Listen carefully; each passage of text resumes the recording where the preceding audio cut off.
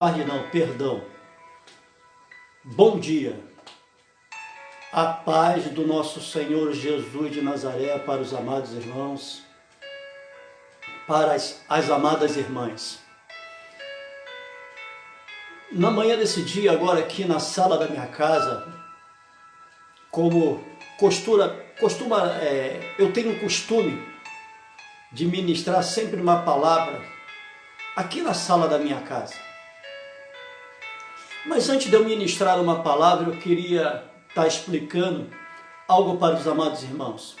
O que vocês estão vendo aqui atrás, tá? É o logo do meu ministério, tá? Ministério Palavra da Cruz. Me perdoem por ele estar assim ao avesso. É porque no meu celular eu estou filmando de frente para mim.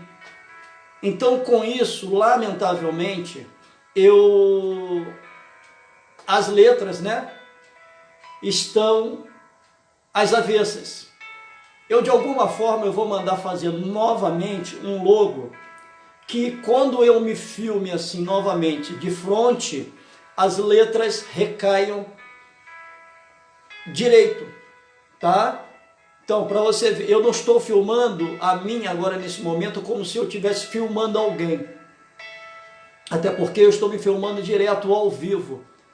E não tem como, né? Se eu me filmasse ao vivo da forma como eu filmo alguma outra pessoa, automaticamente, por eu estar em meio à internet, usando a internet, pode ser que alguma das vezes, né, eu receba alguma mensagem e eu não sei quando possivelmente eu vou receber uma mensagem e eu, por trás do celular, eu não tenho como reiniciar, tá bom?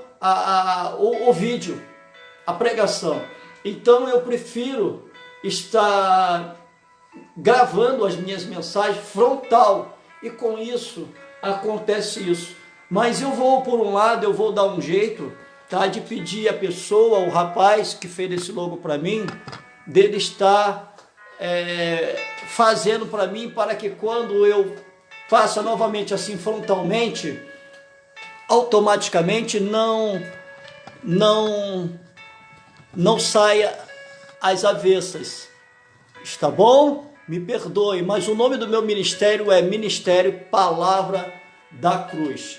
É uma Bíblia aberta e uma cruz nela, porque na verdade nós não podemos fugir desta cruz.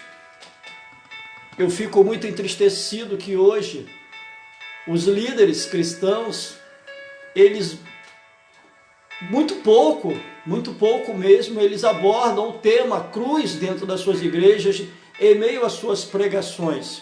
É muito triste nós vermos hoje os líderes cristãos falando muito pouco da cruz do nosso Cristo. E se nós pararmos e analisarmos, se nós vermos, foi na cruz que tanto eu, como você que está me vendo, que está me ouvindo, foi na cruz que nós conseguimos a nossa vitória. Então, por que hoje os líderes cristãos, eles não falam a respeito da cruz de Jesus Cristo? Por que eles não falam do Cristo antes da cruz? Por que eles não falam do Cristo na cruz? E por que eles não falam do Cristo pós-cruz? E o tema da mensagem de hoje, quem já viu o pastor Augusto ministrar o Evangelho, a palavra de Deus, aqueles que já me viram, me ouviram diversas vezes, são dezenas de centenas de pregações minhas no meu canal, nas minhas redes sociais, sabe que cada vez que eu ministro uma palavra, eu coloco um tema. E o tema de hoje é líderes fortes, igrejas fortes. Líderes fracos, igrejas fracas. É um tema um tanto quanto polêmico e muito delicado. Porque nós vemos nos dias de hoje, me perdoem mesmo, eu sou um homem muito transparente naquilo que eu prego. Porque pastor Augusto Menezes, a minha preocupação, entendam bem, a minha preocupação, eu quero acreditar, quem sou eu até para pensar desta forma, me entendam bem. Na minha opinião, a preocupação de Cristo hoje para comigo e para contigo, não é o que nós vamos ter, conquistar, obter e ser abençoado nesses dias. A preocupação de Jesus Cristo hoje, a preocupação dele não é saber se eu vou ter uma boa comida na mesa da minha casa. A preocupação de Jesus Cristo hoje para comigo, estou dizendo comigo, vou tomar a mim como exemplo, tá? A preocupação de Jesus Cristo para comigo hoje não é saber se eu vou ter o almoço, se eu vou jantar, se eu vou tomar o café da manhã, se eu vou tomar o café da tarde, se eu vou comer um pão com manteiga ou se eu vou comer apenas o pão com miolo. A preocupação de Jesus Cristo para comigo não é saber se eu tenho uma casa própria, uma casa ampla. Eu, graças a Deus, eu tenho uma boa casa. Mas eu não pedi essa casa a Deus. A minha esposa também não pediu esta casa a Deus. Deus nos abençoou com uma ótima casa em meio àquilo que eu e a minha esposa demos a Deus. Obediência à sua palavra. Não fugir dela. A preocupação de Cristo para com minha vida não são preocupações materiais. Mas a maior preocupação de Cristo para comigo é saber se eu vou entrar no céu. Você sabia que a maior preocupação de Cristo hoje para com a sua igreja não é o que a sua igreja vai conquistar na terra. Não são as inúmeras vitórias que a sua igreja ela vai obter nesta terra. Não! A maior preocupação de Jesus Cristo hoje para com a sua igreja é se a sua igreja vai entrar pelos portões dos céus. Esta é a maior preocupação do Senhor Jesus Cristo para comigo e para contigo. Líderes fortes, igrejas fortes, líderes fracos, igrejas fracas. Nós vimos que lá no passado, nós vimos líderes fortes. O líder que eu vou colocar aqui não são líderes tipo Moisés, Abraão, Josué. Não, eu não estou falando de líderes de nações, líderes de povos, né? Josué, ele foi líder de um povo herdado por Moisés. Moisés foi líder de um povo que o Senhor assim colocou sobre a sua responsabilidade para tirar do Egito e trazer até a cidade, até a terra prometida. Abraão foi um líder onde ali ele alimentou muitas bocas, onde ele multiplicou ali a sua descendência. Mas eu quero que você possa vir a estar me entendendo. Moisés não foi sacerdote, nem tampouco profeta. Abraão a mesma coisa, Josué a mesma coisa, apesar de Abraão ter feito ofertas, mas o exercício, eu estou querendo dizer a liderança de exercício sacerdotal. Não estou querendo falar, eu não estou aqui abordando o tema de líder, de liderar e levar. Não. Eu vou abordar um tema aqui de liderança sacerdotal. Profetas, sacerdotes, tá bom? Do Antigo Testamento. Arão, Eli, Elias, Eliseu, Natã, os profetas maiores, os profetas menores, Cristo, os discípulos chamados apóstolos, os pastores, os evangelistas, os diáconos, os bispos da casa do Senhor. Eu quero falar sobre esta liderança. Não a liderança, volto a frisar, como Moisés, que foi incumbido pelo Senhor Jesus Cristo para tirar o povo de um jugo da escravidão e trazer até uma terra prometida por Deus. Não é sobre esta liderança que eu quero falar. Mas eu quero falar sobre uma liderança que conduzia a igreja, não o povo, a igreja, à presença de Deus. Nós temos líderes fortes, e mesmo em meio a uma igreja, muitas das vezes, rebelde, não fraca, rebelde, porque ser rebelde é uma coisa, ser fraco é outra completamente diferente. Davi foi um homem rebelde em algumas vezes, mas não era um homem fraco. Nós vemos líderes tipo Elias, pregou uma palavra para uma igreja, sendo levado aos céus. O seu discípulo toma o seu lugar, e o seu discípulo sabia muito bem o que pedir. Olha só, Elias, desde o momento do seu chamado, pregou a verdadeira palavra de Deus. Ele sabia o momento de ser ascendido ao céu, tanto que ele diz para Eliseu: olha, daqui a pouco eu vou ser tirado da tua presença, me pede o que tu queres. E Eliseu pede a ele: eu quero a tua capa e também uma porção dobrada do teu espírito. E Elias fala para ele: grandes coisas pede. Por que Eliseu, ele pede a Elias algo daquele tamanho?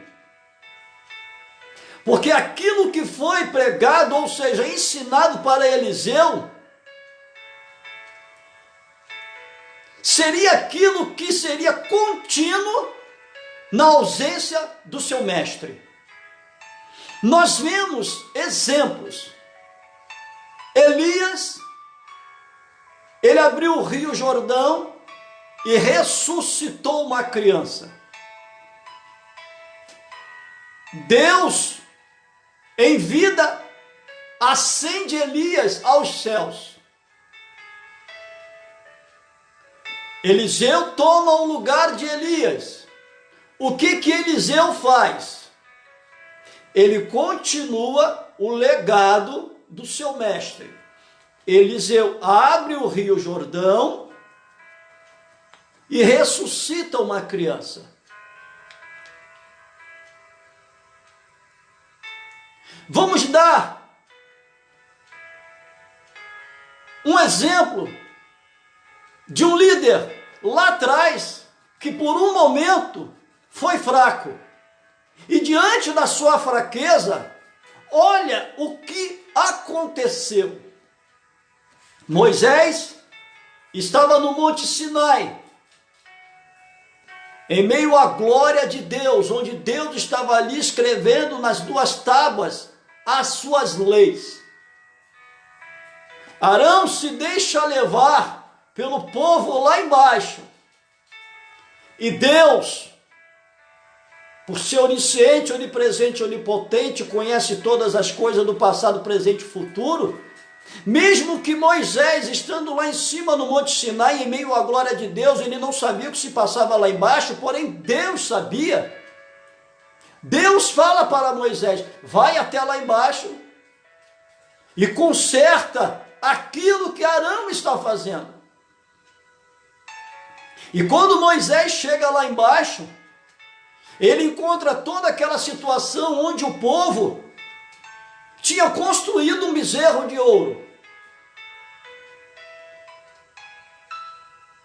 O líder cristão se deixou levar pela fraqueza de uma igreja.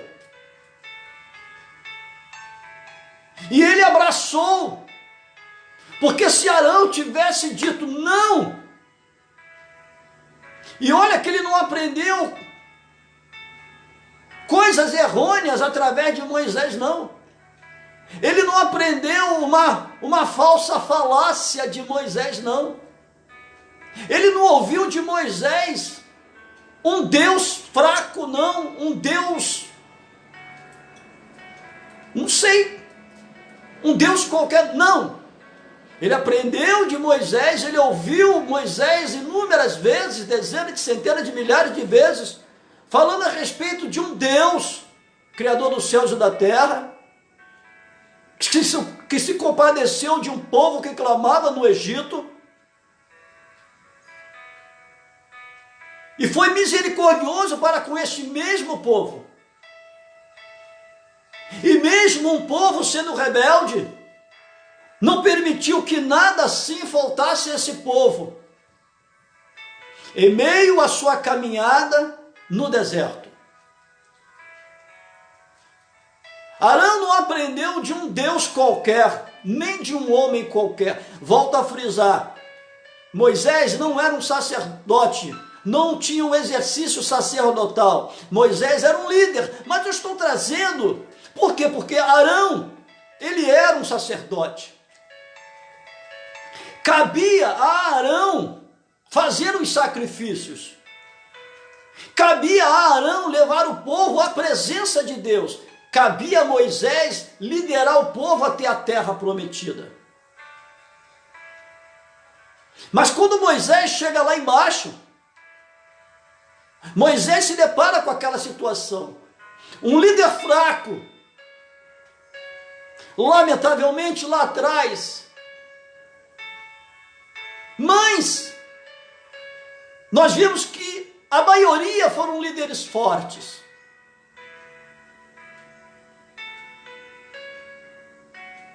Arão se deixa levar pelo povo, que não queria apenas ouvir, mas o povo queria ver. A partir do momento que o povo colocasse os olhos, mesmo que sendo feito pelas suas próprias mãos, em algo, porque o povo queria ver, o povo queria tocar. E ali foi construído um bezerro de ouro com as suas joias, com o ouro, com a prata. A partir do momento que aquele objeto, que aquele bezerro, ele foi construído, o povo pôde ver, e ao mesmo tempo que o povo pôde ver, o povo também pôde tocar. O povo já não estava mais aceitando o Deus que Moisés falava, um Deus invisível. Porém, em meio à sua invisibilidade, Deus fazia.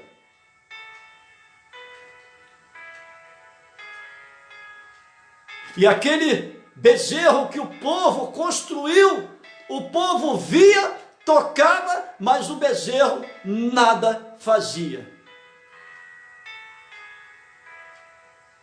Nós vemos líderes cristãos lá atrás, fortes, que não temiam o homem. Nós vemos uma mensagem, para não ficar apenas nas minhas palavras, Quando ali o Senhor, ele fala para Ezequiel, muita gente até me critica. Pastor Augusto, o senhor começa a pregar o evangelho, mas o senhor não abre a Bíblia. Eu já fui criticado por motivo disso. Mas, veja bem, eu estou aqui desde o início, ministrando uma palavra. Estou pedindo para abrir a Bíblia agora, no livro de Ezequiel, capítulo 2. Mas, até o presente momento, que eu estou falando, que eu estou ministrando aqui o Evangelho, eu não fugi da palavra.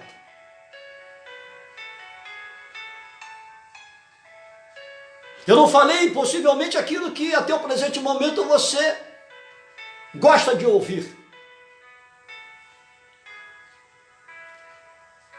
Estou falando de Deus. Mas eu sou muito criticado dentro desse ponto. Pastor, o senhor quando começa a pregar, o senhor não pede para abrir em livro nenhum. As minhas pregações, muitas das vezes, eu passeio muito por dentro da Bíblia. Então, na minha concepção, fica até meio assim, aonde eu vou abrir? Uma vez que eu começo a ministrar e vou passeando por dentro da palavra de Deus. Nós vamos falar aqui sobre alguns livros, melhor dizendo, sobre algumas passagens que estão dentro de alguns livros. Eu vou falar sobre uma passagem no livro de Mateus. Eu vou falar de uma passagem que está no livro de 1º e 2º Timóteo. E também estarei falando aqui agora no livro de Ezequiel. Mas a princípio, qual o livro que eu poderia pedir para abrir, qual capítulo e qual versículo eu recitaria? Eu queria que as pessoas pudessem entender isso. Eu poderia pedir para abrir lá no livro de 2 Timóteo capítulo 4, a partir do verso 1. Como eu poderia também pedir para abrir ali no livro de Mateus capítulo 24. Que são passagens que eu vou estar abordando aqui. Mas eu prefiro, por um lado, começar a ministrar. Sem, a princípio, pedir para que você que está me ouvindo, abra em algum livro, algum capítulo e algum versículo. No transcorrer da palavra ministrada, aí sim, eu vou estar recitando as passagens e vou pedir para que você venha estar abrindo, para que você possa me acompanhar. Mas eu sou muito criticado por motivo dessa situação. Mas vamos voltar à mensagem. Lá atrás, no Antigo Testamento, o Senhor levantou um profeta, um líder cristão muito forte, que se deparou com uma igreja não fraca, mas se deparou com uma igreja rebelde. Porém, aquele homem, obediente a Deus, não se constrangeu diante da igreja. Porque na época, da forma como Cristo, como o Senhor, nosso Deus, fala com esse profeta Ezequiel, ele se dirige à nação Israel. Para os nossos dias, vamos colocar como a igreja. E no capítulo 2 do livro de Ezequiel, é uma coisa que bastante interessante. O Senhor diz assim, cujo tema é a comissão do profeta. Não se esqueça, olha o tema da mensagem: líderes fortes, igreja forte. Líderes fracos, igrejas fracas. Vamos repetir? Líderes fortes, igrejas fortes. Líderes fracos, igrejas fracas.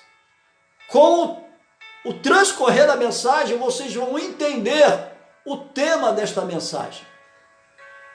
E o Senhor diz assim para o profeta Ezequiel, cujo tema deste capítulo 2 é a comissão do profeta. Ou seja, Deus dá uma ordem, aleluias, Deus dá uma ordem a Ezequiel e assim ele cumpre à risca. E diz assim: e disse-me, filho do homem, põe-te em pé e falarei contigo. Então entrou em mim o Espírito quando ele falava comigo, e assim me pôs em pé. Então ouvi o que me falava. E disse-me, filho de homem, eu te envio aos filhos de Israel, as nações, olha só, rebeldes, que se rebelaram contra mim. Eles e seus pais transgrediram contra mim até este mesmo dia. E os filhos são de semblante duro e obstinados de coração. Ezequiel, eu te envio a eles, e lhes dirás, assim diz o Senhor, Jeová. E eles, quer ouçam, quer deixem de ouvir, porque eles são casa rebelde, 2 vezes. Hão de saber, contudo, que esteve no meio deles um profeta. Aí, a partir do verso 6, o Senhor dá instruções ao profeta Ezequiel. E tu, ó filho do homem, não os temas, nem temas as suas palavras, porque se voltariam contra Ezequiel. Ainda que estejam contigo sarças e espinhos, e tu habites entre escorpiões, não temas as suas palavras, nem te assustes com os teus semblantes, porque são casa rebelde. Pela uma 3ª vez. Mas tu lhes dirás as minhas palavras, quer ouçam, quer deixem de ouvir, pois são rebeldes. 4 vezes a palavra rebelde. Mas tu, ó filho do homem, ouve o que te falo, não sejas rebelde. Aí o Senhor chama a atenção a Ezequiel. Ezequiel, vou te enviar um povo rebelde, mas não sejais como eles. Como a casa rebelde, 5 vezes, Deus fala para que Ezequiel não seja como eles, rebelde, e em seguida volta a chamar Israel de rebelde. 5. Abre a tua boca e come o que eu te dou. Então vi, e eis que uma mão se estendia para mim, e nela vi um rolo de livro. Estendeu-o diante de mim, e ele estava escrito por dentro e por fora. Neles estavam escritas, olha só, a mensagem que Deus dá para Ezequiel, logo no início do livro que leva o seu nome, capítulo 2, uma vez que o livro do Ezequiel contém 48 capítulos. Então, no início do livro de Ezequiel, o Senhor diz, come deste livro, ou seja, toma para si todas as palavras que eu vou colocar na tua boca, alimenta-te dela, porque essas palavras serão para as nações, serão para Israel, como lamentações, suspiros e ais. Veja bem, lá atrás, olha, aí muita gente já chegou para mim e falou assim, pastor, mas hoje nós estamos embaixo da graça. Sim, mas não é por motivo de nós estarmos embaixo da graça que a palavra não vai ser pregada. Que as lamentações, os suspiros e os ais não vão ser pregados. Olha só, não fugindo daquilo que eu estou ministrando, Mas vamos dar uma olhada ali no livro de Apocalipse. Olha só, que fala a respeito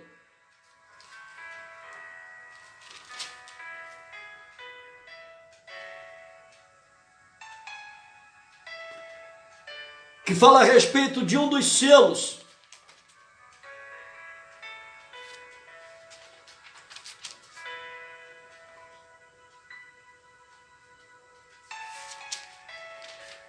Fala dos selos do Apocalipse. E diz assim: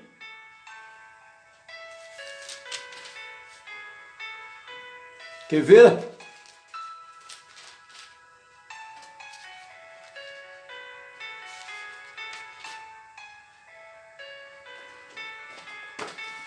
Olha só, perdão.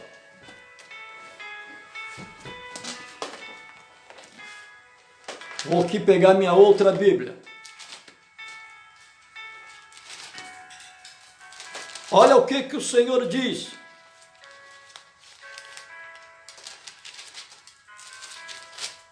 Aqui está.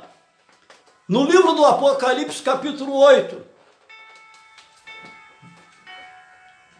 no verso 13, diz assim: E olhei e ouvi um anjo voar pelo meio do céu, dizendo com grande voz: Ai, ai, ai dos que habitam sobre a face da terra, por causa das outras vozes das trombetas dos três anjos que hão de ainda tocar.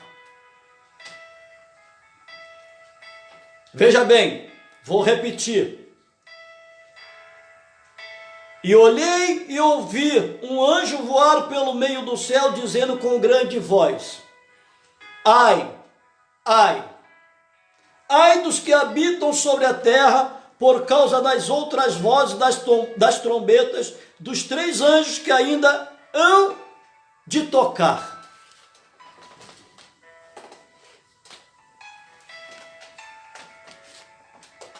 Nós sabemos que no Apocalipse são 4 processos letais, letais não, né?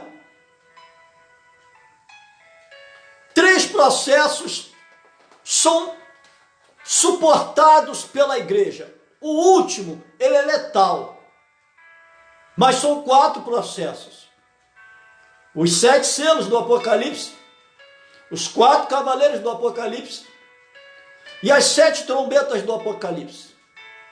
Esses 3 primeiros processos, eles são suportados, ou seja, a igreja estará na terra ainda vivendo esses 3 processos, e a igreja vai suportar. Mesmo que sejam duros, mas o Senhor vai capacitar a igreja para que ela suporte.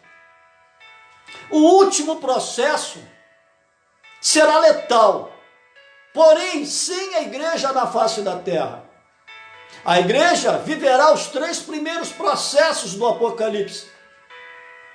Os 7 selos, os 4 cavaleiros do Apocalipse, as 7 trombetas. O último processo, em meio a isso, são as 7 taças da ira de Deus. Só que o último processo, a ira de Deus, não é para a igreja. Então veja bem, capítulo 8 do livro do Apocalipse, vou repetir aqui, capítulo 8 do Apocalipse, verso 13. Então olhei e ouvi um anjo voar pelo meio do céu, dizendo com grande voz: Ai, ai, ai, dos que habitam sobre a terra, por causa das outras vozes das trombetas dos 3 anjos, que hão ainda de tocar.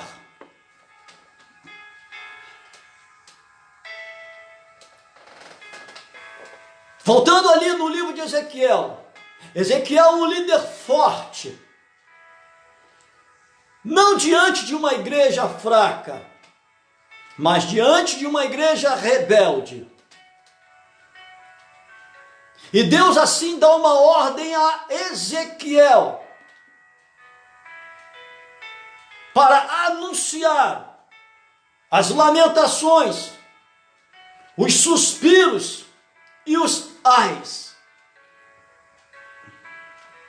Porque o Senhor haveria de permitir que Israel fosse levada cativa para a Babilônia, onde ali Israel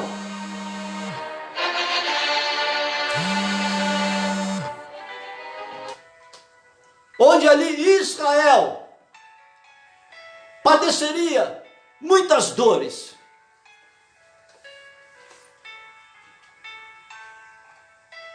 Ezequiel é chamado por Deus, na minha opinião, com um dos ministérios chamados mais espinhosos das Escrituras Sagradas.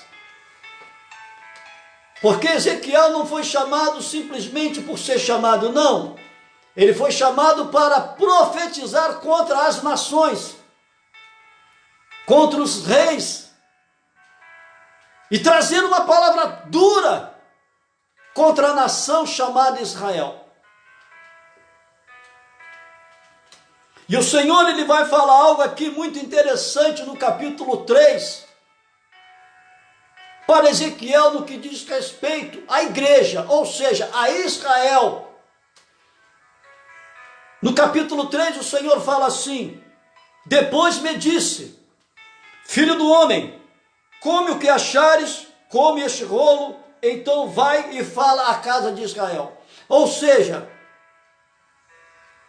Ezequiel, a mesma ordem que ele deu lá para Josué, no capítulo 1 de Josué, quando Moisés morre, e o Senhor chama Josué para uma grande empreitada, para uma grande obra, para uma grande missão.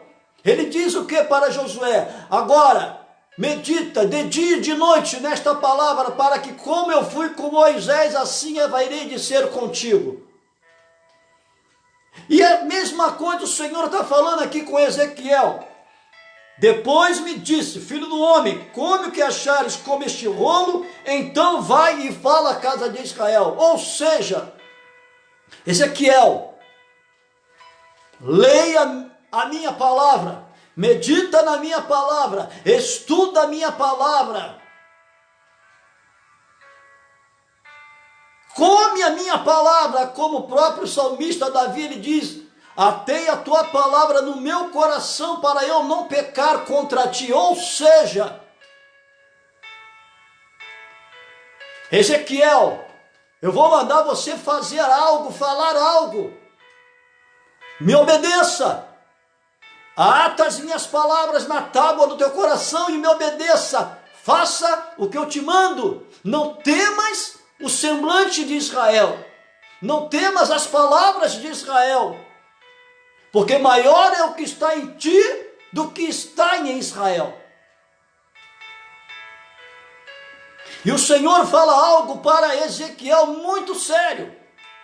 Ele diz assim: e disse-me, filho do homem, dá de comer ao teu ventre e enche as tuas entranhas deste rolo que eu te dou. Então eu comi e era na minha boca doce como mel. E disse-me ainda, filho do homem, vai, entra na casa de Israel e dize-lhes as minhas palavras. Olha só, dize-lhe as minhas palavras. Nós vemos hoje um evangelho totalmente diferente desse. Uma coisa, no outro dia eu estava conversando com a minha esposa e eu analisei hoje a igreja. Nós vemos alguns ministérios que têm como seus fundadores, vou dar alguns exemplos aqui. O ministério Testemunha de Jeová. Eu já falei isso aqui em outras mensagens, mas eu vou trazer novamente para que vocês possam entender. Os Testemunhos de Jeová, o ministério que estuda muito esta palavra, meu Deus, é uma vergonha para, entre aspas, os evangélicos. A tamanha sede, a tamanha vontade, sede gosto que os testemunhas de Jeová têm pela palavra de Deus. Eles estudam esta palavra inúmeras vezes no dia. Dificilmente você encontra um testemunho de Jeová, mesmo que sendo criança, que nunca tenha lido toda a Bíblia, de Gênesis a Apocalipse.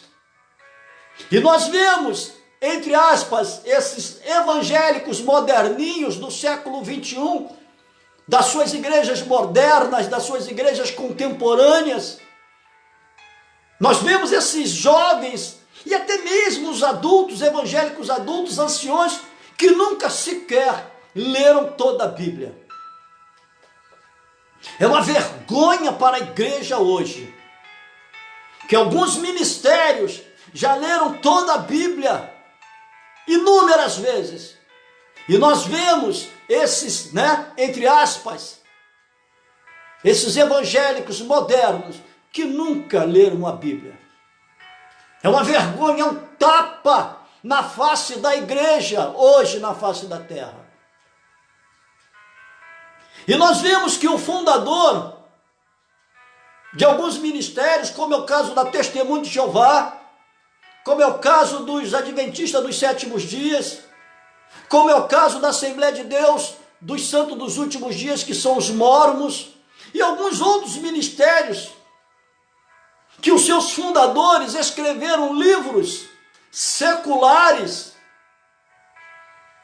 e quando, em meio a esses ministérios, eles estão levando a mensagem, eles usam o livro dos seus fundadores para complementar, muitas das vezes, uma mensagem de um culto semanal ou de um culto final de semana. Eles associam o livro dos seus fundadores à palavra de Deus.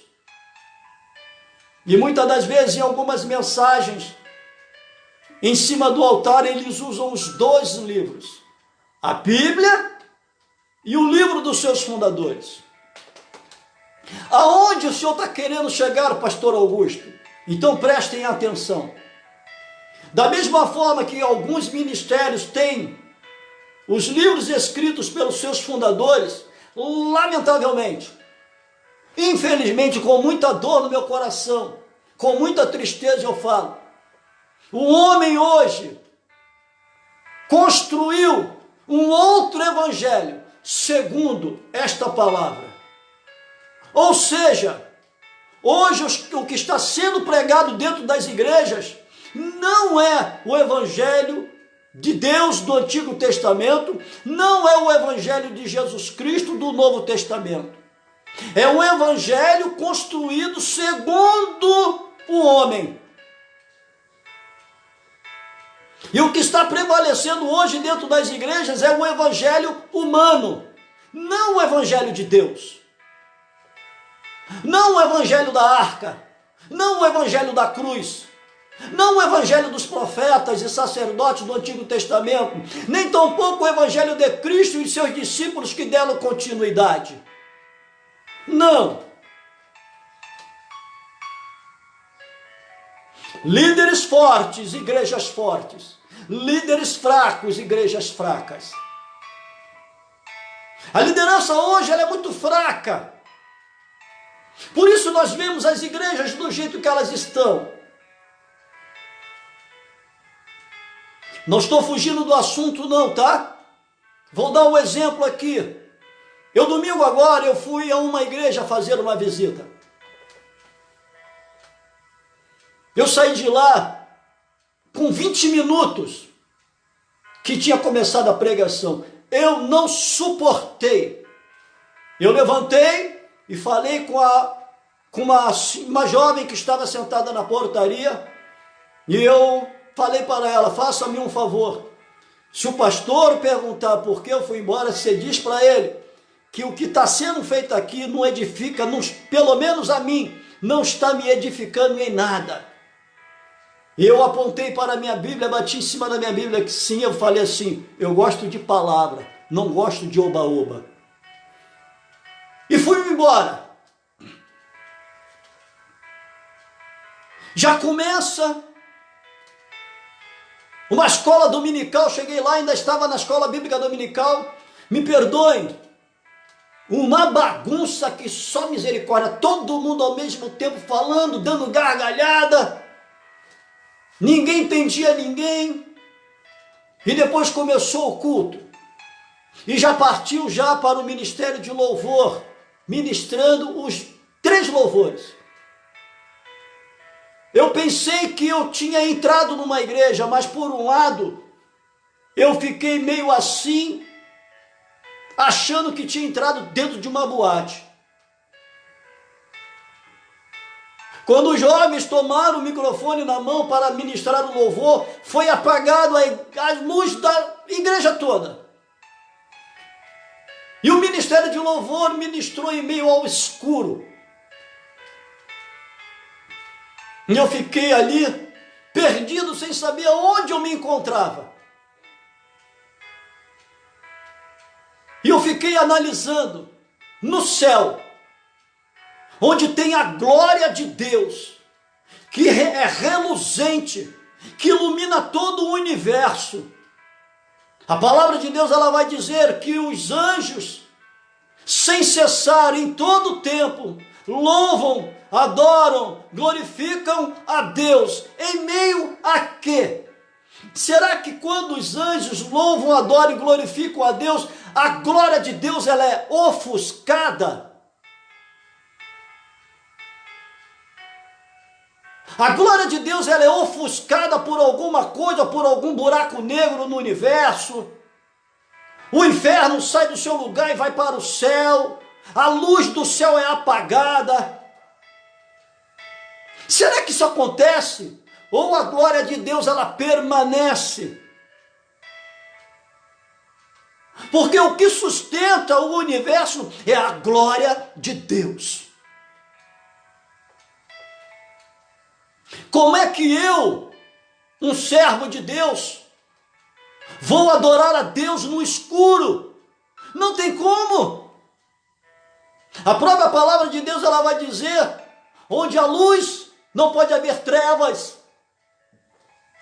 Quem passa do lado de fora de uma igreja e ouve cânticos lá dentro e olha lá para dentro, vê a igreja no escuro, quem está do lado de fora vai pensar o quê? Nunca vai pensar que aquilo ali é uma igreja. Automaticamente vai tomar aquilo ali como uma boate.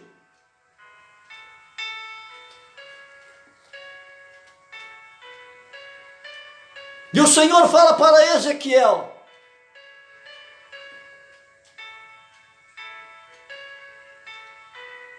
e disse-me ainda, filho do homem, vai, entra na casa de Israel e dize-lhe assim as minhas palavras.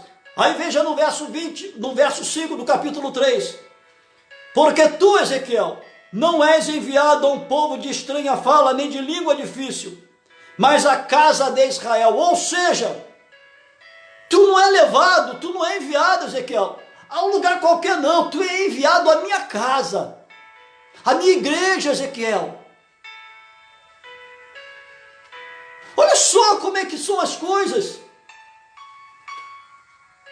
E no verso 6, o Senhor vai dizer para Ezequiel: nem há muitos povos de estranha fala e de língua difícil, cujas palavras não possas entender. Se aos tais eu assim te enviasse, certamente te daria ouvidos. O que eu entendo com isso? Se o Senhor levasse Ezequiel aos gentios, aos ímpios, possivelmente lá dentro da Babilônia, possivelmente lá dentro de Sodoma e Gomorra, possivelmente lá dentro do próprio Egito, de onde Moisés tirou o povo cativo durante décadas, talvez esses povos dessem ouvido a Ezequiel. Mas como Deus envia Ezequiel à igreja? A igreja de Deus não quer dar ouvidos à palavra de Deus. Aí volto a frisar, vamos voltar ali no capítulo 2, um capítulo com apenas 10 versículos. O Senhor se dirige a Israel, ou seja, a igreja, como casa rebelde. Não são as minhas palavras, não.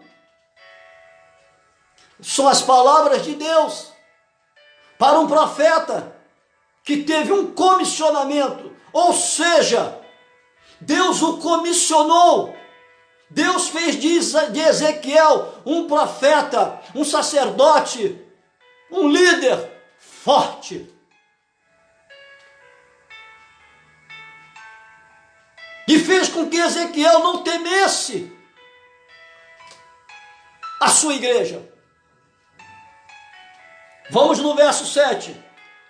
Mas a casa de Israel não te quererá dar ouvidos, porque não me querem dar ouvidos a mim, pois toda a casa de Israel é defronte, obstinada e dura de coração. Por que obstinada e dura de coração? Não é dura de coração ao evangelho do homem, não. É dura de coração ao evangelho de Deus.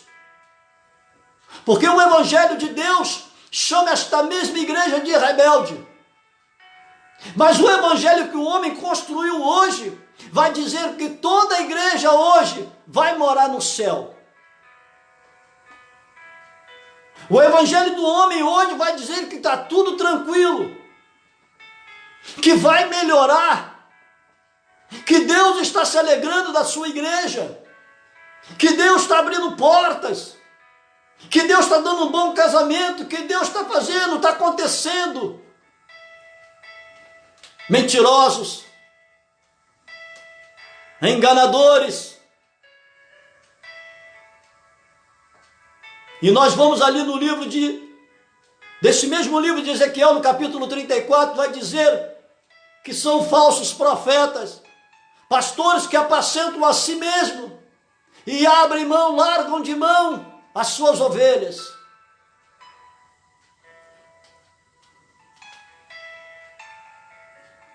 A igreja de Deus, para com a palavra de Deus, ela está de fronte, obstinada e com seus corações duros. Porque a palavra de Deus não é aquilo como a igreja quer. A igreja quer oba-oba. A igreja quer facilidade. Em meio a dias maus que nós estamos vivendo, e em breve estaremos vivendo dias terríveis. Vocês não têm ideia daquilo que espera, principalmente a igreja, logo ali na frente. E os líderes fracos não estão preparando a sua igreja. E com isso a igreja está enfraquecida, despreparada, fragilizada. A igreja fraca permitiu que o mundo entrasse dentro dela. A igreja despreparada permitiu que o diabo atuasse dentro da igreja muito mais do que o próprio Deus. Alabantui, alabassubiandanai. A igreja fragilizada, a igreja fragilizada permitiu que o mundo tomasse ela. Permitiu que o nosso adversário tomasse a casa de Deus de assalto. A casa de Deus, ela foi assaltada pelas trevas, por Satanás. O diabo está brincando dentro da igreja. E uma coisa que me chama a atenção, já ministrei isso também lá atrás em algumas mensagens. Quando Deus criou o Éden, quando Deus criou o homem e em seguida criou a mulher, mas antes disso o Senhor criou toda a flora e toda a fauna. O Éden era um lugar santo. não tinha pecado, não tinha maldade, não tinha maledicência, mas havia necessidade por parte de Satanás introduzir o pecado naquele lugar. E como Adão e Eva não conheciam o pecado, a partir do momento que o pecado não tinha sido inserido ainda dentro do Éden, Adão e Eva estavam nus, mas não sabiam nem o significado da palavra estar nu, que ambos se olhavam, ambos viam suas partes íntimas, sem maldade nas suas mentes. Adão sabia que Eva era mulher porque o Senhor tinha dado esse entendimento a ele. Eva sabia que Adão era um homem porque Deus tinha assim dado esse entendimento a ele. E a missão para um ou outro era de multiplicar e governar aquele lugar. O homem não morreria, o homem seria imortal. Tanto que o Senhor não fez Adão e Eva de criança, não, já os criou adulto. Mas havia necessidade das trevas, ou seja, de Satanás, introduzir o erro, o pecado, a desobediência, a rebeldia dentro daquele lugar. E como os únicos dois seres humanos não tinham isso nos seus corações, o diabo teve que arrumar um jeito. E ele usa um réptil. Ele usa uma serpente. Coloca suas próprias palavras na boca da serpente. E através daquela serpente, ele introduz o pecado, a desobediência, a rebeldia dentro do Éden. Uma vez feito isso, nós podemos ver que a partir do momento que isso acontece, Deus assim expulsa Adão e Eva de dentro do paraíso. Nós podemos ver que de lá para cá, o diabo nunca mais usou um animal para fazer as suas atrocidades. Ele nunca mais usou um animal para aliciar ninguém a nada. Passou a usar a criação de Deus, ou seja, o ser humano, o homem ou a mulher. E nos dias de hoje, dentro da igreja, não está diferente. A maioria dos líderes cristãos, me perdoem mesmo. Eu sou muito, volto a dizer, eu sou muito transparente naquilo que eu prego. Sabe por quê? Vamos voltar lá no livro de 1 Reis.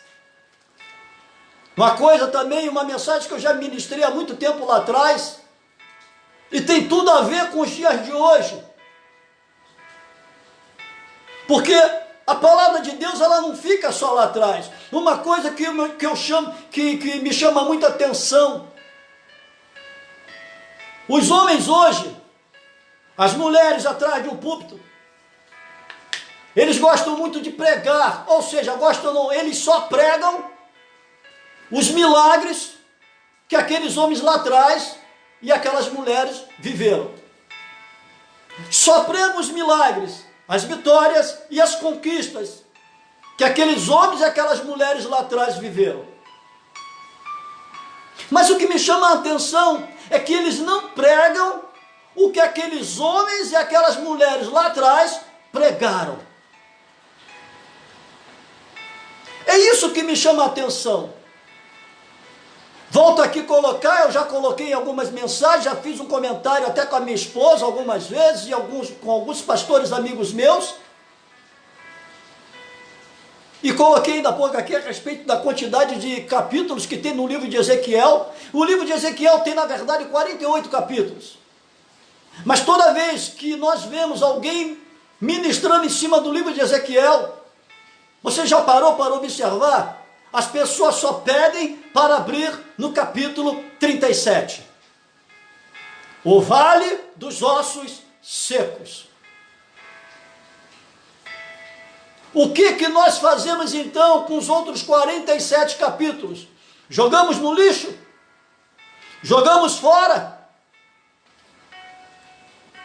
Então, para que Deus deu a condição a Ezequiel de escrever um livro que leva o seu nome, com uma totalidade de 48 capítulos, sendo que a igreja hoje só usa um capítulo, e às vezes nem todo o capítulo, apenas os primeiros versículos. Vamos ver quantos versículos tem o capítulo 37.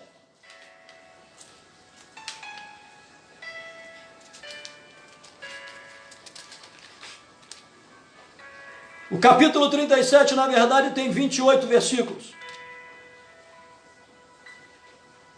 Mas, quando se pregam a respeito do capítulo 37, não usam os 28 versículos, usam apenas 14. E o que eu faço também com a outra metade desse capítulo? O que eu faço com 14 versículos? Mas voltando ali no livro de 1 Reis, quando Elias desafia 850 profetas, veja bem, o Senhor não os chama de feiticeiros, nem de macumbeiros, não, o Senhor chama 851 homens de profetas, incluindo Elias. Então era um profeta de Deus contra 850 profetas de Baal, melhor dizendo, das trevas, porque era 450 profetas de Baal contra 400 profetas de Aserá. Mas o que mais me chama a atenção nessa passagem aqui é que, em meio ao desafio que Elias coloca diante daqueles profetas, chamar a atenção do seu Deus.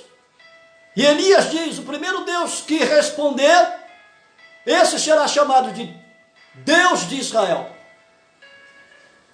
E Elias permite que os profetas das trevas dê início para chamar a atenção do seu Deus. E usam um altar. E passam ali horas, a parte da manhã inteira e parte da tarde, pulando, gritando, berrando, rodando, fazendo piruetas, fazendo coisas que só misericórdia. Elias até zomba deles, escarnece deles, perdoe a palavra chula, tira sarro da cara deles, dizendo: vai ver, ele está dormindo, vosso Deus deva estar dormindo, ou o vosso Deus foi fazer uma viagem muito longa, não pode respondê-los. E chega até o momento de aqueles profetas das trevas tirarem as suas lancetas, em algumas outras traduções, as suas adagas dos seus cintos, e começam a se retalhar os seus próprios corpos, fazendo assim se esvaírem em sangue.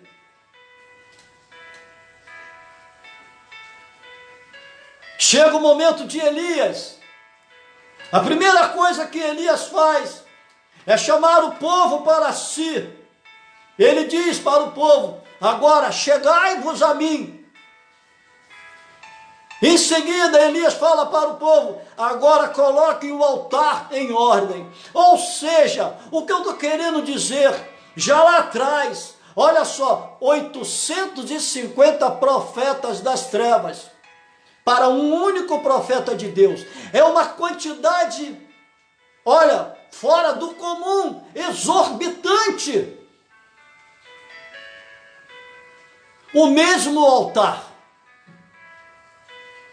2 sacrifícios, o mesmo altar, um único profeta de Deus contra 850 profetas das trevas. O mesmo altar.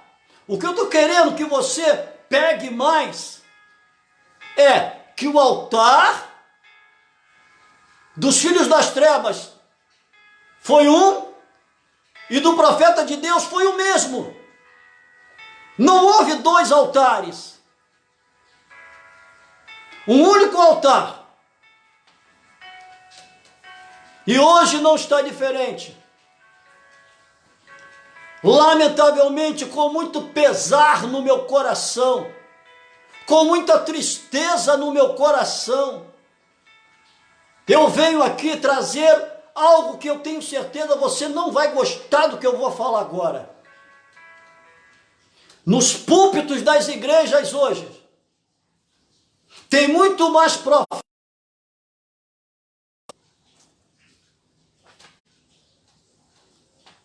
Hoje, lamentavelmente,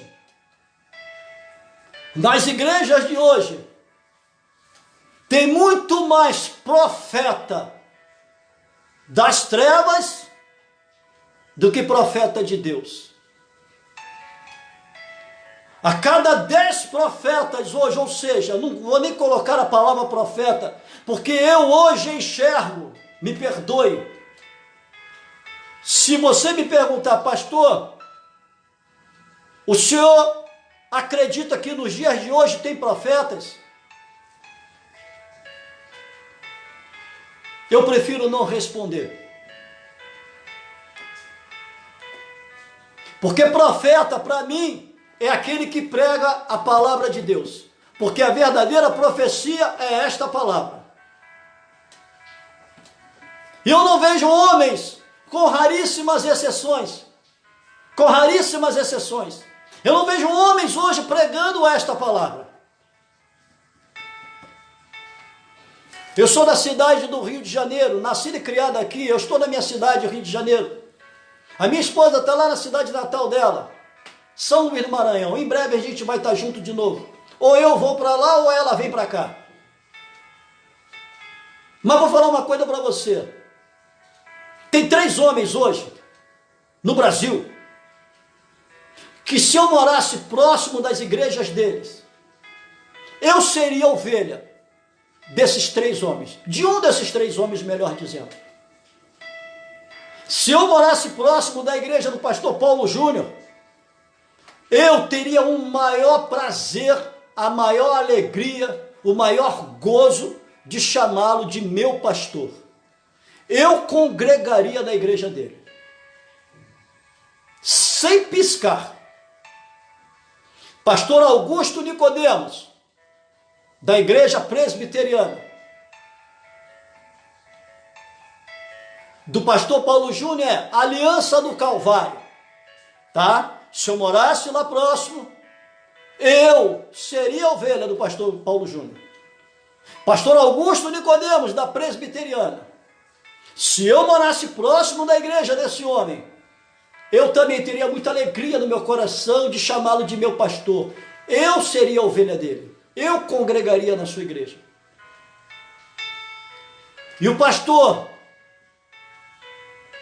Hernandes Dias Lopes, eu faço alguma confusão às vezes com o nome dele, me perdoe, meu pastor Dias Lopes, tá? Se eu também morasse nas imediações da igreja deste homem, eu teria muita alegria no meu coração de dizer que ele poderia vir a ser o meu pastor. Eu teria muita alegria de ser a ovelha dele. E alguns outros, muito poucos,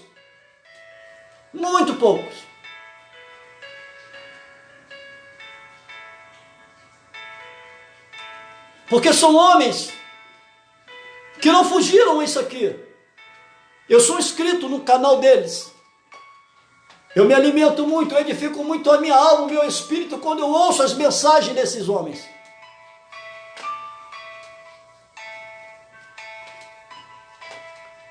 Veja que são homens que não construíram um evangelho para eles associarem ao evangelho de Cristo, ao evangelho da arca.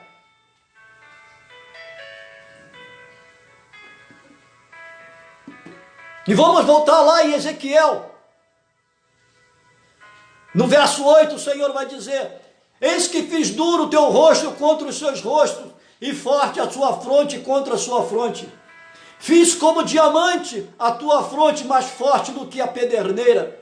Não os temas, pois não te assombres com os seus rostos, porque são, mais uma vez, o Senhor chama Israel, porque são casa rebelde. Não é o pastor Augusto, não. O próprio Deus lá atrás, já chamava a igreja de rebelde.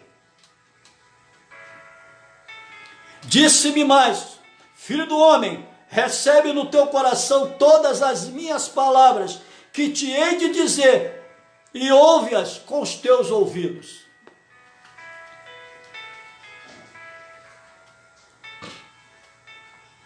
Nós vemos hoje uma igreja, vamos voltar lá atrás, nós víamos lá atrás uma igreja com líderes fortes,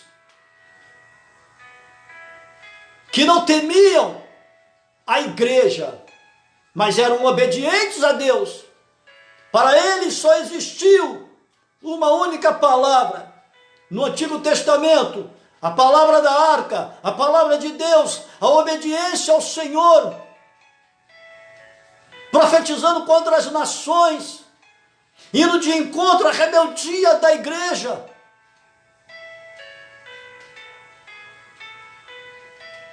Se alimentando da palavra, estudando a palavra, comendo a palavra,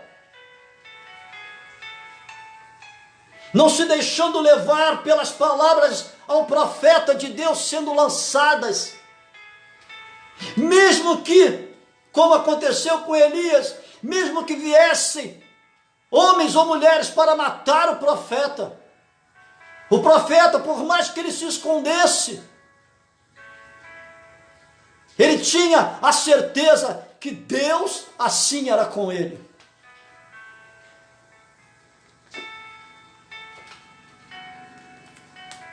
No livro de Mateus, capítulo 24, no verso 35, o Senhor ele vai dizer assim: o céu e a terra passarão, mas as minhas palavras não hão de passar.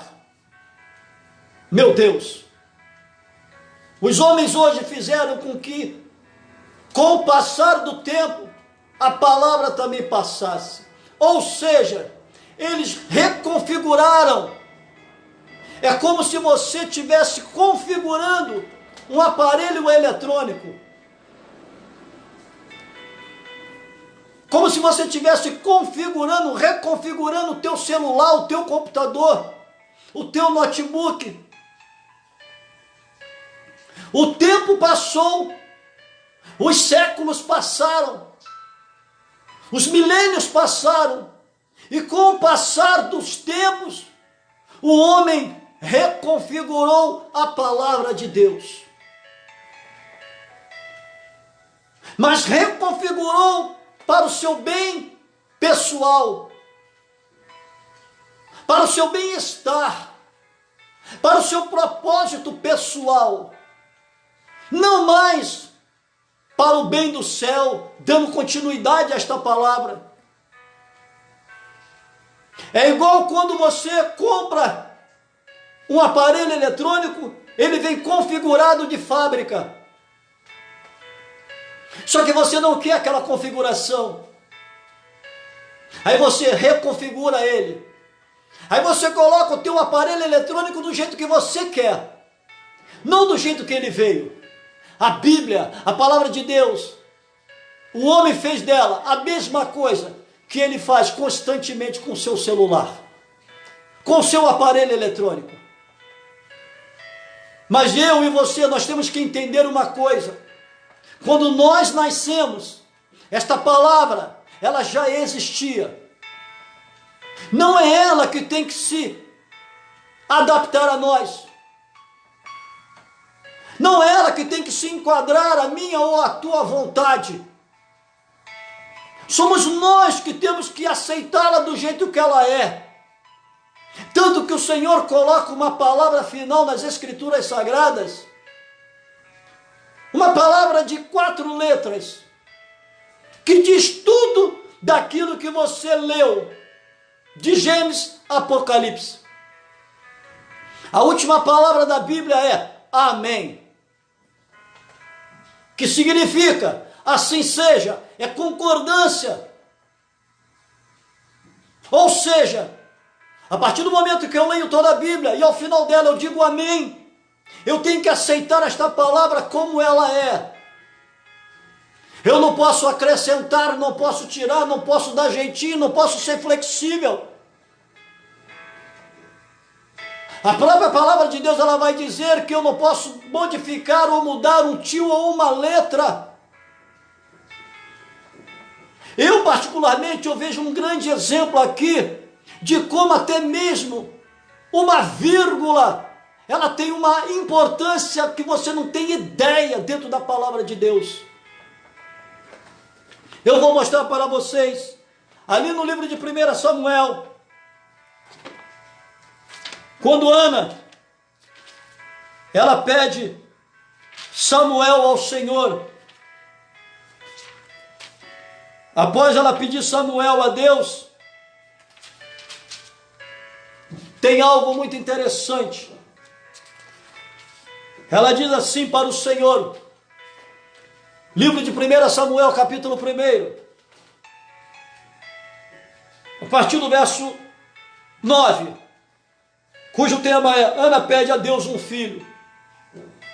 E vai dizer assim a palavra do nosso Deus: Então Ana se levantou, depois que comeram e beberam em Siló, e Eli, o sacerdote, estava sentado numa cadeira junto ao pilar do templo do Senhor.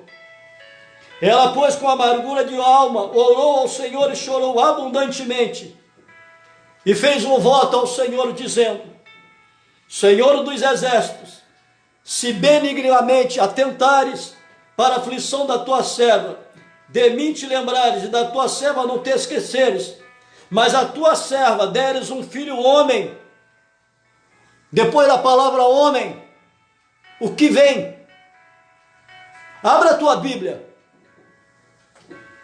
Abra a tua Bíblia aí, eu vou dar um espaçozinho aí, mais ou menos de 15 segundos, para que você possa abrir a tua Bíblia. No livro de 1 Samuel, capítulo 1, a partir do verso 9. Depois de Ana ter solicitado um filho a Deus, ela diz: De mim te lembrares e da tua serva não te esqueceres, mas a tua serva deres um filho homem.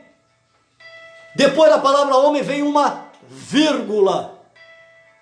É por isso que o Senhor diz que nós não podemos atentar para mudar nem um tio, nem tampouco uma vírgula. Olha como uma vírgula para Deus tem uma posição, um posicionamento, uma respeitabilidade muito grande. Deres um filho homem, vírgula. Ao Senhor o darei todos os dias da sua vida, e sobre a sua cabeça não passará navalha. Ou seja, ao mesmo tempo que Ana pede um filho a Deus, após a vírgula, ela já não quer mais este filho. Ela dá ao Senhor. E olha que Eucana ainda não tinha nem mesmo concebido a ela como mulher. Melhor dizendo, ainda não tinha tido uma relação íntima com ela para que Samuel, para que Ana gerasse um filho. Se me deres um filho homem, vírgula, eu já não o quero mais, ele é teu. Então, quando eu leio toda a Bíblia e ao final dela, eu digo amém.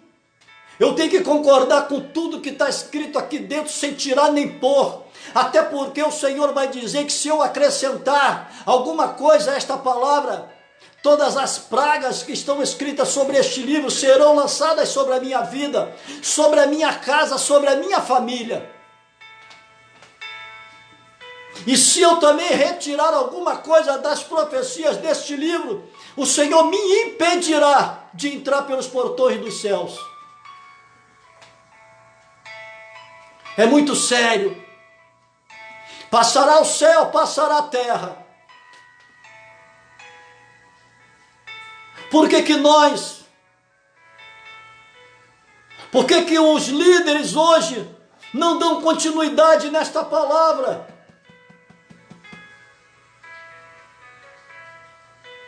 No outro dia eu estava conversando com a minha esposa, nós não vemos mais conversões, nós não vemos mais a prostituta se converter, o homossexual se converter, o espírita está dentro da casa de Deus, o traficante, o homicida. Nós não vemos mais Nós vemos migração. Joãozinho saiu da igreja do pastor Pedrinho, foi para a igreja do pastor Marcelinho.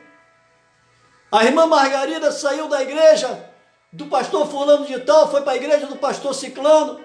Nós vimos hoje migração de igreja para igreja. Agora, festa no céu com conversão na terra, nós não vemos mais, com raríssimas exceções. Sabe por quê? Porque esta palavra na sua íntegra, ela não tem sido pregada. Porque os líderes hoje são fracos. Líderes fracos, igrejas fracas. Líderes fortes, igrejas fortes. Nós temos um grande exemplo de um líder. A princípio ele foi fraco porque ele temeu um homem. A partir do momento que ele recebeu uma ordenança do Senhor, por ele não obedecer a Deus à primeira instância, ao seu chamado, Deus fez com que ele passasse por um processo dolorido, que foi o caso de Jonas. O Senhor o manda para Tarsis, ele vai para Nínive, perdão, ele manda ele para Nínive, ele vai para Tarsis. Porque ele teme aquele povo, porque aquele povo lá de Tarsis era um povo que matava os profetas. Mas ele se esqueceu que quem mandou ele ir não foi um homem igual a ele, não. Foi o homem que o criou, que o formou no ventre da sua mãe, que foi aquele que soprou nas suas narinas o fôlego de vida, que o capacitou e o chamou como profeta. E em meio a passar todo aquele processo, 3 dias e 3 noites, dentro do ventre de um grande peixe, ele reconhece a sua pequenez. Ele reconhece que ele foi fraco.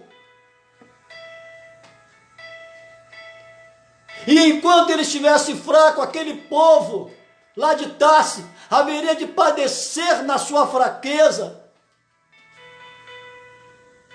e não herdaria os céus.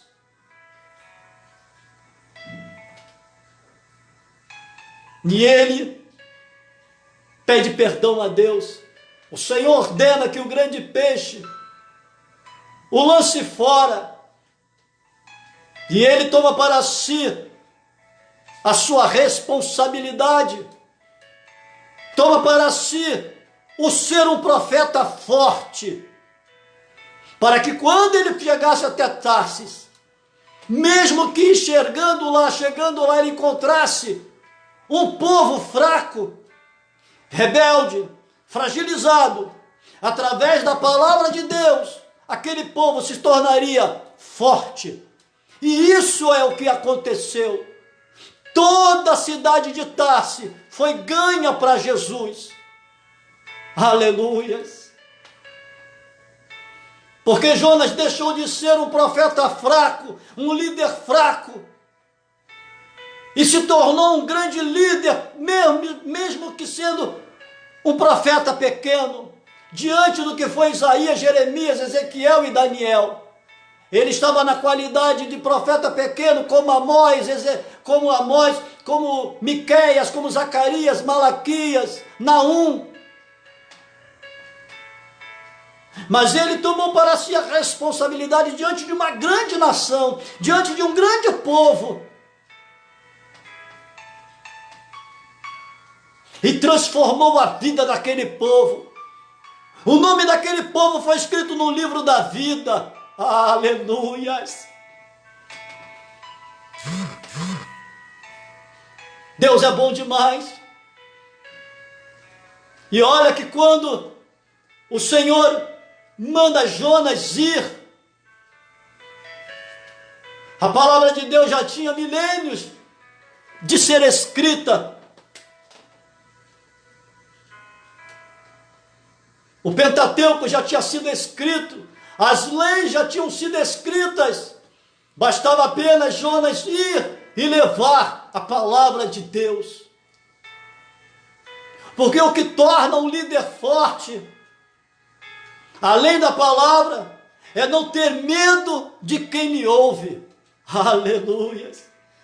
Isso tornou Ezequiel forte, até porque o próprio Deus falou o que ele encontraria em Israel. Olha, Israel é assim, assim, assim, assim, assim, assim, mas não temas eles não, mesmo que lancem contra ti palavras, mas não temas, mesmo que tenha um rosto mais duro do que o próprio diamante, a face mais dura do que a própria pederneira, mesmo que não queiram te dar ouvidos, mas tu, Ezequiel, sê forte, porque a palavra que eu vou colocar nos teus lábios, Ezequiel, é forte. Aleluias. Oh, meu Deus, santo é o teu nome, meu Deus. Líderes fortes, uma igreja forte. Líderes fracos, igreja fraca. E nós estamos vivendo hoje igrejas fracas, porque os líderes são fracos. São líderes meninos.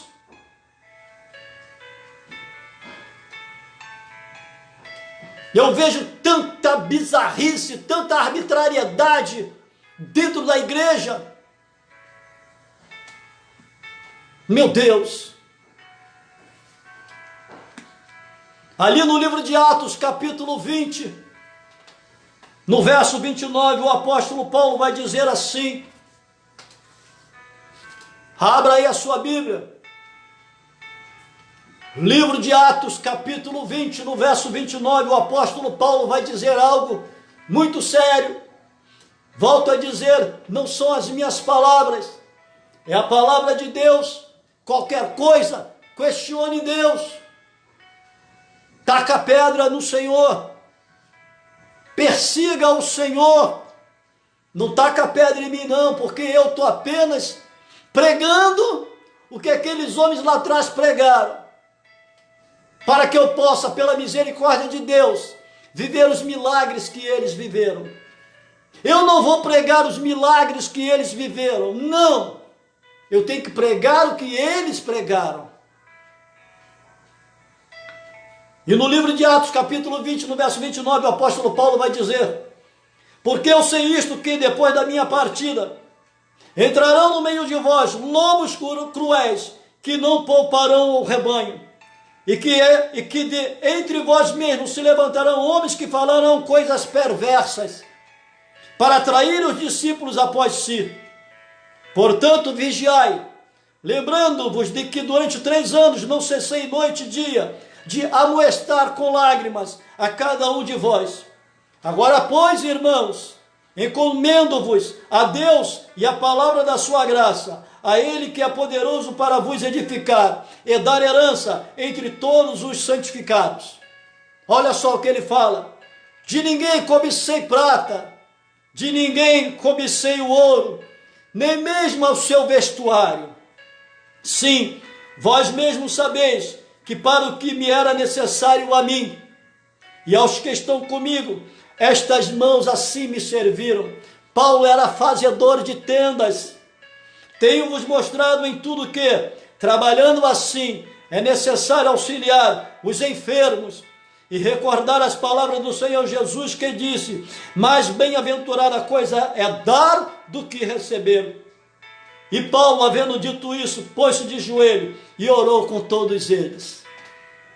Olha só o que o apóstolo Paulo ele escreve no livro de Atos, capítulo 20, no verso 29. E algumas outras traduções diz que seriam cães devoradores. E outras traduções diz que seriam lobos vorazes. Nesta tradução minha aqui diz que são lobos cruéis. E é o que nós vemos. Até porque eu no outro dia, há uns dias atrás, eu estava fazendo um estudo a respeito dos sacerdotes e profetas do Antigo Testamento, do próprio Cristo. dos seus discípulos chamados apóstolos, dos homens de ministérios do período da graça. Nós vemos os líderes hoje, me perdoem, tá? Me perdoem mesmo. Eu sei que com isso eu vou ganhar muitos inimigos depois desta mensagem. Mas eu não vos considero meus inimigos. O meu inimigo é o diabo. O meu inimigo é Satanás e os seus demônios. Você que está me ouvindo, está me vendo agora aqui por este vídeo, você não é meu inimigo, não. Eu te amo em Cristo Jesus, mas pode ter certeza, depois desta mensagem que eu estou aqui trazendo, um tempo até longo, eu sei que eu vou ganhar muitos inimigos. Vamos lá. Me mostra, lá no Antigo Testamento, eu não estou dizendo reis, eu não estou dizendo líderes, como foi o caso de Moisés e Abraão, não, Josué, não. Eu estou falando sobre o sacerdote, o profeta, tá? Me mostra no Antigo Testamento um sacerdote ou um profeta com dinheiro, gozando de uma vida regalada, com dinheiro no bolso, com uma boa casa. Me mostra. Ou o próprio Cristo, com dinheiro. E olha que é o filho do rei, né? Filho de Deus. Ele poderia, já no seu nascimento, ele deu um grande exemplo. Ele nasce numa manjedoura. Como poderia ter nascido dentro de um grande palácio, rodeado por homens da alta patente social, por militares da época. Não. José e Maria se refugia para o campo e ali Maria dá a luz ao menino Jesus. Me mostra profetas e sacerdotes do Antigo Testamento com dinheiro, gozando de uma vida tranquila, ótima. Seus filhos a mesma coisa. Jesus, seus discípulos chamados apóstolos, os evangelistas, os diáconos, os presbíteros, os bispos. E hoje, nós temos que dar continuidade nesta palavra. Os sacerdotes de hoje, eles têm que viver da mesma forma que os sacerdotes lá de trás viveram. Para Deus, não para si. Eles têm que viver para Deus, não para si. Nós vemos hoje líderes cristãos, pastores, evangelistas, missionários, esses apóstolos da vida, essas pastoras da vida, bispas, apóstolas, presbíteras,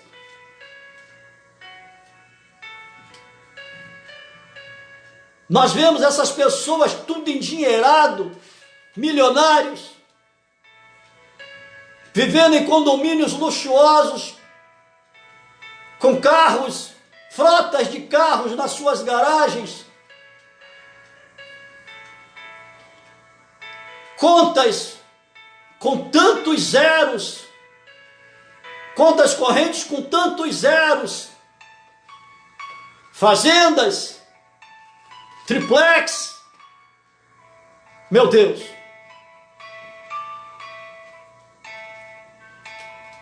Aeronaves, iates,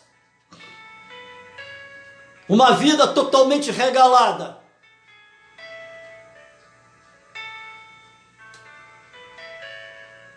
E o que mais me entristece é que a igreja aceita. A igreja de hoje aceita todas essas abominações.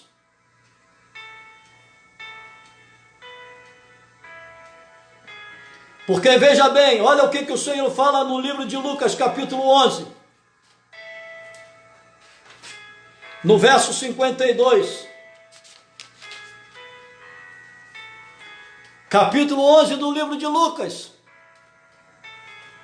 no verso 52, o Senhor vai dizer: ai de vós, doutores da lei, que tirastes a chave da ciência, vós mesmo não entrastes, e impedistes o que entram. Mateus 23, 13. Mas ai de vós, escribas e fariseus, hipócritas, pois que fechais aos homens o reino dos céus, e nem vós entrais, nem deixais entrar aos que estão entrando. Ou seja, esses homens hoje, que entre aspas, dizem ser os líderes da igreja,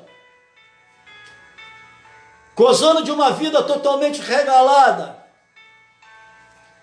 se eles não voltarem ao primeiro amor ou à primeira obra, as primeiras obras, melhor dizendo, como o Senhor diz ali, no livro do Apocalipse às igrejas da Ásia, logo no início de cada carta, quando o Senhor usa o apóstolo João para escrever, se esses homens hoje, volto a frisar que, entre aspas, se chamam líderes da igreja hoje, se eles não voltarem ao primeiro amor, se não voltarem às primeiras obras, eles não vão entrar no céu. E vão impedir que muitos entrem. Quem são esses muitos? São os que lhes dão ouvido e os seguem. Porque uma coisa que me chama a atenção, eu vejo homens brigando hoje por placas de igreja. Eu vejo homens hoje brigando por nome de denominação de igreja. Eu vejo homens hoje brigando por homens. Mas eu não vejo ninguém brigando pela cruz, pela palavra. Eu não vejo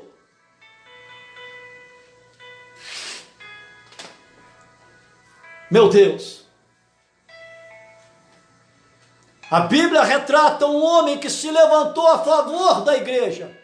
Pedro, quando Cristo ali foi entregue às mãos do soldado através da vida de Judas Iscariotes, quando ele diz: aquele em quem eu beijar a face, aquele é o Cristo, e ele vai até o encontro de Jesus, beija a sua face, os soldados vão até Cristo e assim o aprisiona.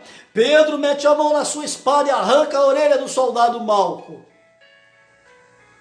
É o único momento que nós vemos em toda a palavra de Deus um homem se levantando a favor da igreja, em termos de brigar, digamos desta forma. Mas hoje nós não vemos isso. Eu não estou dizendo que você vai meter a mão na sua espada. Não, não é isso. Eu só estou querendo dizer que você tem que lutar, não pelo homem, você tem que respeitá-lo. Você tem que honrá-lo. Você não pode brigar pela placa da tua igreja, até porque o Senhor não vai vir buscar placa, Ele vai vir buscar uma igreja. Não importa se você é assembleano, se você é batista, se você é presbiteriano, não. A cruz é uma só. A palavra de Deus, ela é ímpar. Apesar de ser uma faca de dois gumes, mas ela não é dividida, ela não se divide, ela é única.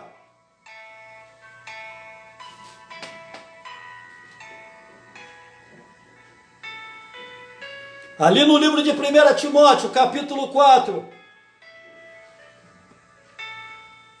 cujo livro leva o nome de Timóteo, mas não foi ele que escreveu, foi Paulo. E ali no livro de 1 Timóteo, capítulo 4, a partir do verso, somente o verso 1. Perdão, verso 1 e verso 2. O apóstolo Paulo assim orienta ao jovem pastor Timóteo, ele vai dizer: mães, o Espírito expressamente diz que nos últimos tempos apostatarão alguns da fé, dando ouvidos a espíritos enganadores e a doutrina de demônios. No verso 2 vai dizer: pela hipocrisia de homens que falam mentiras, tendo cauterizado a sua própria consciência. Ou seja, o homem, o líder hoje, me perdoe,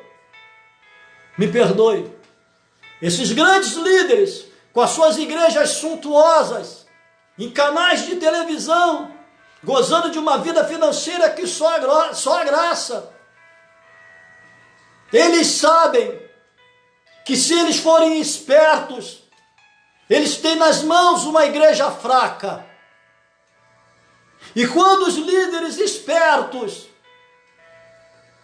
lobos vorazes, cães devoradores, que na verdade eles assim o chamam, porque Paulo os chama, eles sabem que se eles tiverem na palma das suas mãos uma igreja fraca, meu Deus, eles fazem o que quiserem com a sua igreja.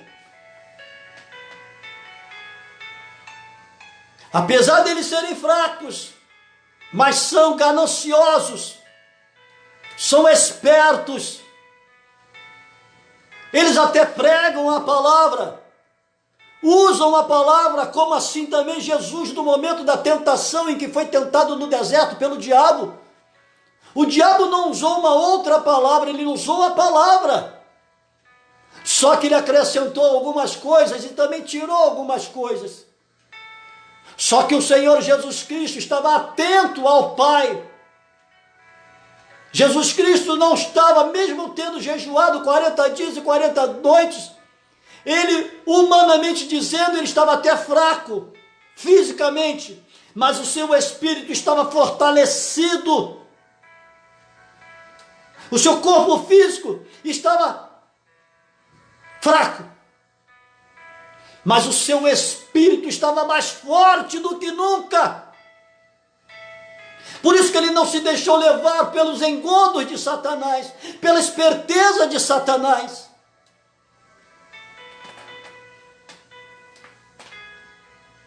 Só que hoje, os líderes espertos, gananciosos, que apacentam a si próprio, como Ezequiel fala ali no livro que leva o seu nome no capítulo 34, e que lá na frente Deus vai cobrar severamente desses líderes.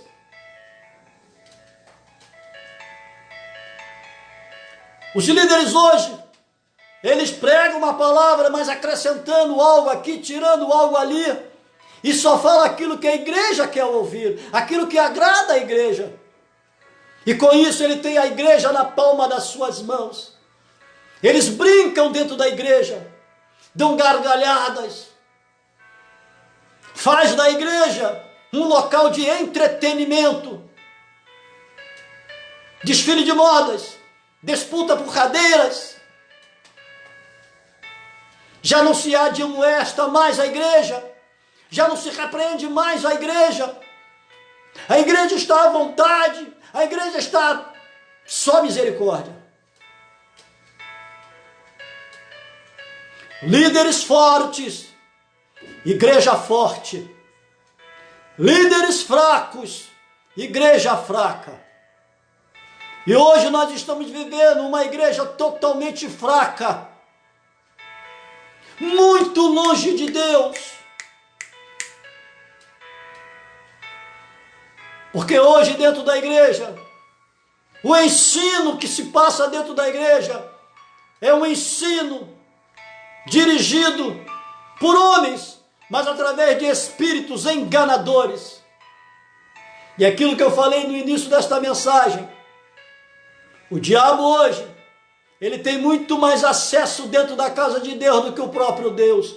Isso é muito triste de dizer, isso é muito entristecedor de se falar, mas é a mais pura verdade.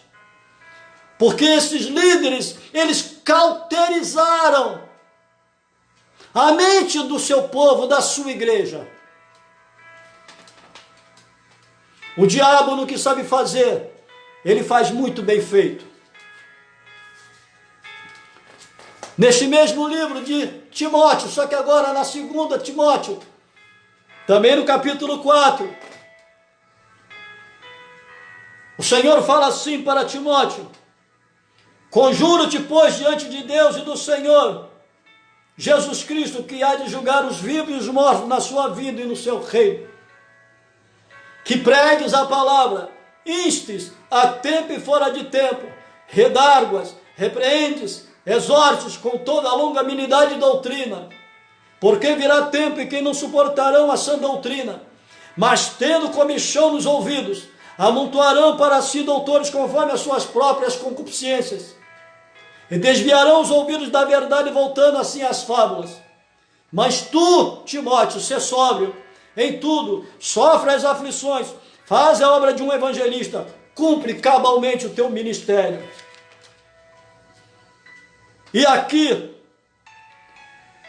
volta ali um pouco, neste mesmo livro, só que no 1 Timóteo capítulo 4, só que no verso 16, olha só o que Paulo fala para Timóteo. Diz assim: tem cuidado de ti mesmo e da doutrina, persevera nestas coisas, porque fazendo isto, te salvará tanto a ti mesmo, como aqueles que te ouvem.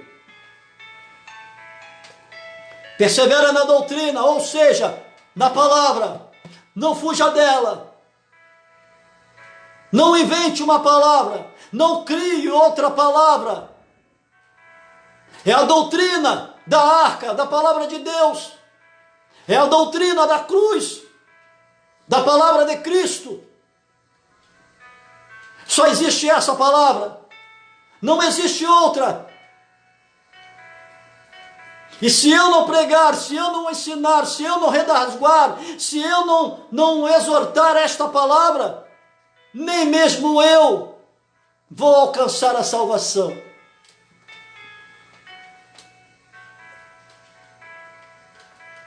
Meu Deus, igreja forte, líderes fortes, igreja fraca, líderes fortes, igreja forte, líderes fracos, igreja fraca.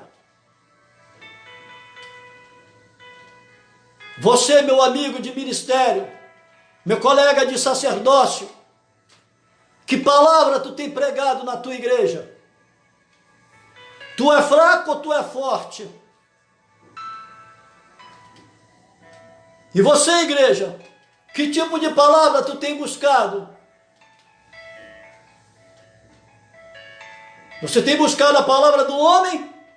Ou você tem buscado a palavra de Deus? E você, líder, tem pregado a tua palavra? Aquela palavra que você pensa, que você acha que se encaixa melhor dentro da tua igreja? Ou você tem pregado a palavra de Deus? Que desde Gênesis a Apocalipse foi sempre a mesma palavra, não mudou e se encaixou em todo o tempo deste livro.